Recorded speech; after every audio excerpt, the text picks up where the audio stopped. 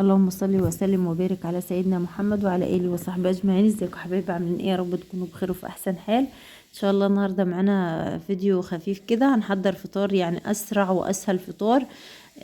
نسمي الله كده ونصلي على سيدنا محمد عليه افضل الصلاه والسلام، ولايكات كتير للفيديو واشتراك في القناه اللي ما اشتركش يشترك، وتفعلوا الجرس على كلمه الكل عشان يوصل لكم اشعار بكل فيديو جديد بنزله.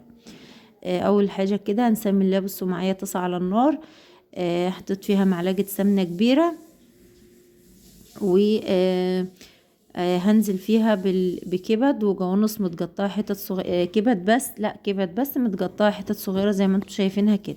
بعد السمنه ما سخنت معايا هديهم تشويحه على النار، وبعد كده هنزل عليها بثلاث بصلات متقطعين ناعم. بعد ما اشوح الكبده شويه. سموا الله كده وصلوا على سيدنا محمد، وحطوا لايكات كتير كتير للفيديو. وما تنسوش تشتركوا في القناة.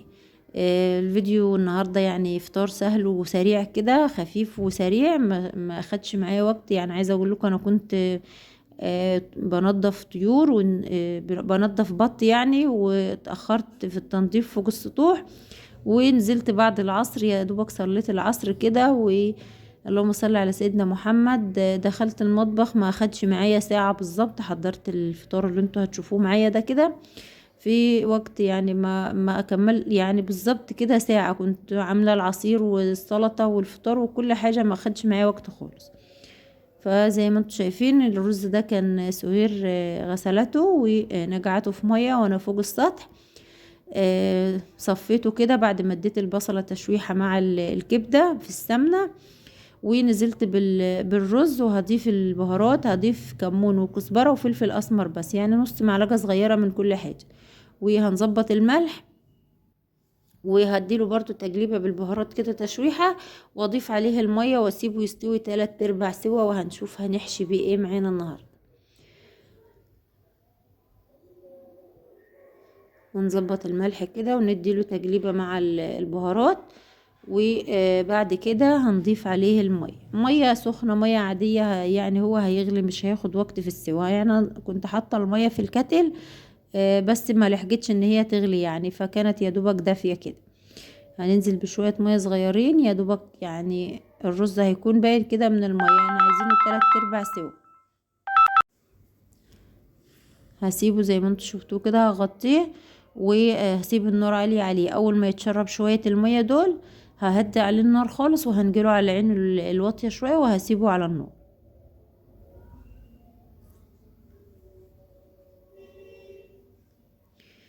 معايا هنا حلة كده فيها معلقة سمنة وشوية زيت صغيرين. هنزل بكام فص توم على السمنة والزيت، يعني حوالي 4 فصوص توم مش كتير. هنفرمهم بالمفرمة بتاعة التوم دي كده. واللهم صل على سيدنا محمد. مش هنضيف توم كتير، يعني حوالي دول كانوا 4 فصوص او 5 فصوص مش كبار. هنشوحهم لحد ما ياخدوا لون فاتح خالص، مش عايزاهم يغمجوا علشان لو اغمج بيمرر وبيخلي طعم الاكل مش حلو. فاديتهم لون اصفر فاتح كده، ونزلت بعصير الطماطم. هضيف برضو كمون وكزبرة وفلفل اسمر والملح بس، مش اكتر من كده. وهغطي عليها ونسيبها تعيش وتتعايش مع نفسها لحد ما تتسبك. وهننجلها برضو على العين الصغيرة التانية، وهنحط هنا مية علشان نحط فيها الفراخ بتاعتنا او اللي احنا هنعمله النهاردة يعني. هنظبط الملح وهنديها تجليبة، وهنسيبها تغلي غلوة، وبعد كده ننجلها مع نفسها على العين الصغيرة.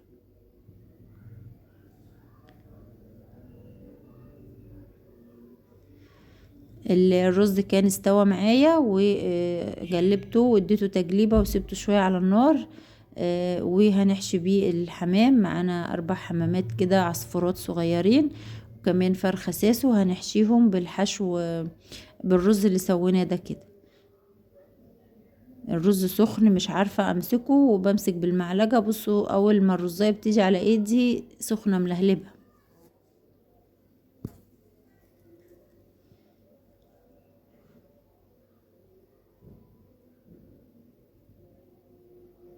هنحشيها بالراحة كده، مش هنملاها على الاخر علشان ما تفرجعش مننا في اللي في الشوربة، وكمان تفضل زي ما هي كده، فمش هنملاها رز على الاخر. هنكتفها كده علشان ما تطرش من الحلة، وهنسويها ونظبط الرز كده، وهنحط جناصة في بطنها كده من تحت نقفلها علشان ما توجعش الرز. بعد كده هحشي باقي الحمام. هما 4 حمامات يعني، وفيهم واحدة مش هتتحشي، كان الجلد بتاعها اتقطع وانا بنضف، فمش هنتحشي، فهنحشي ال3 وهنحشي كمان الفرخ. بص، هو لو بارد بيكون اسرع بالايد بسرعة كده، بس هو كان سخن جدا ما كنتش عارفة امسكه بايدي، فكنت بستعين بالمعلقة كده. حشيناهم زي ما انتوا شايفينهم كده. الفرخة برضو مش مليناها رز جامد علشان برضو ما تفرجعش في الشوربة، وحطيناهم بعد المية ما غلت، وحطينا طماطمية وبصلاية ورق لورا حبهان، اللهم صل على سيدنا محمد، رشة فلفل اسمر. والصلصة معانا خلاص يعني جربت تستوي. هغطي على الفرخة والحمام واسيبهم اهدي عليهم النار اول ما يغلوا. وهنا كانت الصلصة اتسبكت معايا وزودتها شوربة، كان عندي شوربة لحمة في التلاجة زودتها شوربة. وهننزل فيها كيسين مكرونة، اسهل واسرع طريقة واسرع اكلة المكرونة دي. فهننزل كيسين المكرونة دول، هي مش هتحتاج معايا مية تاني خالص، هي كده خلاص يعني الشوربة اللي انا حطيتها مع كيسين المكرونة مظبوطة.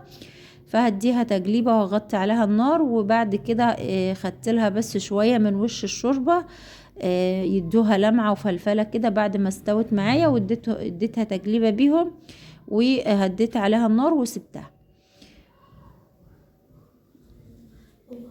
وده كان شكل سفرتنا النهاردة، الحمام وحمرناه وعملنا المكرونة. وده كان رز معمر يعني فايض عندي من قبلها بيوم، سخنته، وسلطة خضراء والشوربة ومخلل، وعملت عصير تمر وكمان عصير فراولة.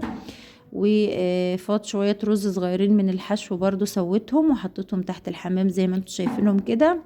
والفرخة معانا متحمرة اهي بسم الله ما شاء الله، ولا فرجعت ولا الحمام فرجع ولا حاجة، طالع كله زي ما هو.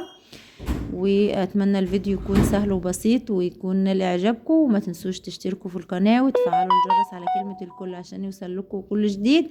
واللايكات كتير كتير كتير، لايكات كتير للفيديو النهاردة. والسلام عليكم ورحمة الله وبركاته.